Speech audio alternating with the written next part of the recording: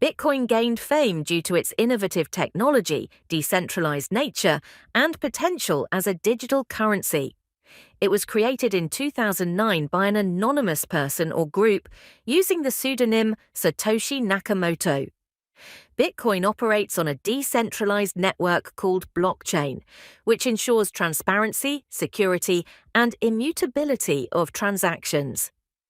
Initially, it was embraced by tech enthusiasts and those interested in cryptography and financial technology. Over time, Bitcoin's popularity grew as it gained attention from mainstream media and investors looking for alternative investments. Its finite supply, pseudonymous transactions, and the ability to bypass traditional financial intermediaries appealed to those seeking financial autonomy and privacy.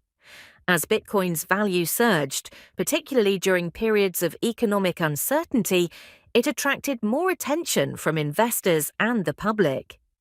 Media coverage, along with endorsements from influential figures and companies, further propelled Bitcoin into the spotlight. Today, Bitcoin is recognized as the pioneer and leading cryptocurrency, with a growing ecosystem and widespread adoption across various industries.